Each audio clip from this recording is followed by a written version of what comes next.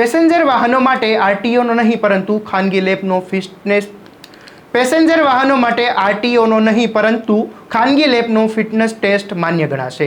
Media અહેવાલ અનુસાર સરકાર દ્વારા રાજ્યમાં પેસેન્જર વ્હીકલનું ફિટનેસ સર્ટિફિકેટ આરટીઓના બદલે ખાનગી ફિટનેસ સેન્ટરમાંથી લેવાનું ફરજિયાત બનાવી દીધું છે।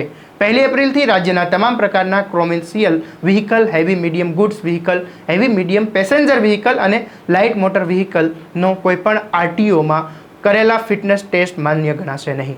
હવે આ તમામ પ્રકારના વાહનોનો ફિટનેસ ટેસ્ટ ખાનગી ઓટોમેટિક ટેસ્ટિંગ સ્ટેશન એટીએસમાં કરાવવો પડશે અને તેનું ફિટનેસ સર્ટિફિકેટ જ માન્ય ગણવામાં આવશે।